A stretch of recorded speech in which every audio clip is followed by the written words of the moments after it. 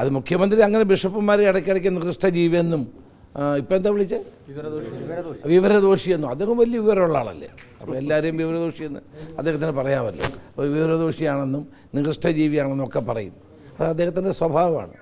അദ്ദേഹത്തിന് അത്രയും വിവരമുള്ള ഒരാൾ കേരളത്തിൽ ഇല്ലയെന്ന് എല്ലാവർക്കും അറിയാമല്ലോ. വിമർശനം വന്നപ്പോഴാണ് അദ്ദേഹം പരാമർശം നടത്തിയത്. അത് രാഷ്ട്രീയ രംഗത്ത് നിൽക്കുന്ന ഭരണാധികാരികൾക്കും രാഷ്ട്രീയ നേതാക്കന്മാർക്കുമെതിരെ വിമർശനം ഉണ്ടാകും. ആ വിമർശനങ്ങളെ വളരെ ഗൗരവത്തോടെ പരിശോധിക്കാനും അല്ലെങ്കിൽ സമചിത്തതയോടെ നേരിടുകയും ചെയ്യുക എന്നുള്ളതാണ് ആവശ്യം. ഒരു ബിഷപ്പ് എന്ന് പറയുന്ന ഒരു സമൂഹത്തിലൊരു മാന്യതയുള്ള വ്യക്തിയാണ്. ആ സമൂഹത്തിൽ മാന്യതയുള്ള ഒരു ബിഷപ്പ് ഒരു അഭിപ്രായം പറഞ്ഞാൽ അദ്ദേഹം വിവരദോഷിയാണ് എന്ന് പറയുന്ന അതിനോട് നമുക്ക് ആർക്കെങ്കിലും യോജിക്കാൻ കഴിയുമോ? അത് ശരിയാണോ? ഗവൺമെൻറ്റിനെയും മുഖ്യമന്ത്രിയെയും വിമർശിക്കുന്നവരെല്ലാം വിവരദോഷികളാണ്, നികൃഷ്ടജീവികളാണ് എന്നൊക്കെ വിളിക്കുന്നത് ശരിയാണോ? അതൊന്നും ഒരിക്കലും ശരിയായ നടപടിയല്ല.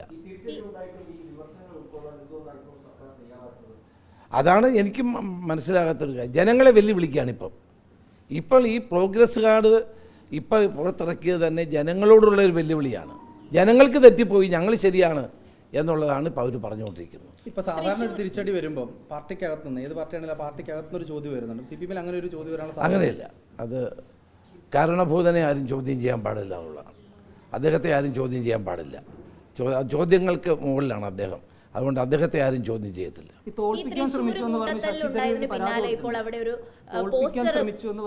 ശശി തരൂർ ഹൈക്കമാൻഡ് ഒരു പരാതി നൽകിയിട്ടുണ്ട്. DCC പ്രസിഡന്റിന്റെ പേര് ഉൾപ്പെടെ. അദ്ദേഹം വിജയിച്ചല്ലോ. അദ്ദേഹം വിജയിച്ചു. നല്ല 4ാം തവണയും അദ്ദേഹം MP ആയല്ലോ. അപ്പോൾ എന്തെങ്കിലും പരാതി കൊണ്ട് പാർട്ടി പരിശോധിക്കും. തൃശ്ശൂർ കൂട്ടത്തലിന് പിന്നാലെ തന്നെ ഇപ്പോൾ അവിടെ ഒരു പോസ്റ്റർ, പ്രസ് ക്ലബിന് മുന്നിൽ ഒരു പോസ്റ്റർ വന്നിട്ടുണ്ട്. അനിൽ അക്കരയ്ക്കെതിരെയും. അതിനകത്ത് ഇത്രയേ ഉള്ളൂ. തൃശ്ശൂരെ കാര്യത്തിൽ KPCC അത് പരിശോധിച്ചുകൊണ്ടിരിക്കുകയാണ്. യുക്തമായ നടപടികൾ ഉടനടി ഉണ്ടാകും. രാജ്യസഭാ സീറ്റുമായി ബന്ധപ്പെട്ട് CPIയും അതോടൊപ്പം കേരള കോൺഗ്രസ് അത് ജോസ് കെ മാണിയും അവർ ഉയർത്തുന്ന പല കാര്യങ്ങളുണ്ട്. UDF നിന്ന് പുറത്താക്കിയപ്പോഴാണ് LDF എന്ന ആശ്രയത്തിലേക്ക് പോയതെന്ന് ജോസ് കെ മാണി രാവിലെ പറഞ്ഞിട്ടുമുണ്ട്. അപ്പോൾ അവിടെയുള്ള പ്രശ്നങ്ങളിൽ ഏതെങ്കിലും വിധത്തിൽ UDF ഇനിഷ്യേറ്റീവ് എടുക്കുമോ? ജോസ് കെ മാണിയെ UDF യാതൊരു ഇനിഷ്യേറ്റീവ് എടുക്കേണ്ട കാര്യം ഇപ്പോൾ ഇല്ല. നമ്മൾ മനസ്സിലാക്കേണ്ടത്, നേരത്തെ ജനതാദൾ വീരേന്ദ്രകുമാർ UDFിലായിരുന്നപ്പോൾ അവർക്ക് രാജ്യസഭ കൊടുത്തു.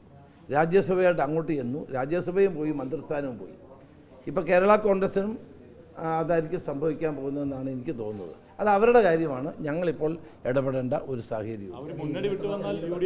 അതൊന്നും ഇപ്പോൾ ആലോചിക്കേണ്ട കാര്യമില്ല. ഇല്ല. അതൊന്നും ഇപ്പോൾ അങ്ങനെയൊന്നും ആലോചിക്കേണ്ട രാഷ്ട്രീയ സാഹചര്യം ഇപ്പോൾ ഇല്ല. ഷാഫി വലിയ വിജയമെല്ലാം നേടിയിരിക്കുന്നു. എന്താണ് ഷാഫി ഞങ്ങളുടെ ഒരു അഭിമാനമാണ്. കേരളത്തിലെ മതേതര വിശ്വാസികളുടെ ഒരു പ്രതിബിംബമായിട്ട് ഇന്ന് മാറിക്കഴിഞ്ഞിട്ടുണ്ട്. അത് കേരളത്തിലെ കോൺഗ്രസിന് ഇന്ന് മുതൽക്കൂട്ടായിരിക്കും, UDFന് മുതൽക്കൂട്ടായിരിക്കും, കേരള സമൂഹത്തിന് മുതൽക്കൂട്ടായിരിക്കും. അത് യാതൊരു സംശയവുമില്ല. ഷാഫിയെ അപകീർത്തിപ്പെടുത്താനും മോശക്കാരനാക്കാനും ഒത്തിരി ശ്രമം നടന്നു. ഒരു തികഞ്ഞ മതേതരവാദിയായ ഈ ചെറുപ്പക്കാരനെ വർഗീയവാദിയാക്കാൻ നടത്തിയ ശ്രമങ്ങൾ മുഴുവൻ പൊളിഞ്ഞു. ചരിത്രത്തിലില്ലാത്ത ഭൂരിപക്ഷം ജനങ്ങൾ നൽകി. എന്നിട്ടും CPM പഠിക്കുന്നില്ല എന്നതിലാണ് എനിക്ക് വിഷമമുള്ളത്. പക്ഷേ അങ്ങനെയൊന്നും തകർക്കാൻ കഴിയുന്ന നേതാക്കളല്ല യൂത്ത് കോൺഗ്രസിലൂടെയും KSUലൂടെയൊക്കെ കടന്നു വന്ന ഷാഫിയെ പോലെയുള്ള ചെറുപ്പക്കാരായ നേതാക്കന്മാർ. അവരൊക്കെ ടെസ്റ്റഡ് ആയിട്ടുള്ള നേതാക്കന്മാരാണ്.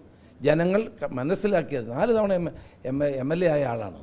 അങ്ങനെ ഒരു പോസ്റ്റ് ഇട്ടാലോ അല്ലെങ്കിൽ ഒരു പ്രചരണം നടത്തിയാലോ ഇല്ലാതെ പോകുന്ന വ്യക്തിത്വമൊന്നുമല്ല ഷാഫി പറമ്പലിനെ പോലുള്ള ആളുകൾക്കുള്ളത്.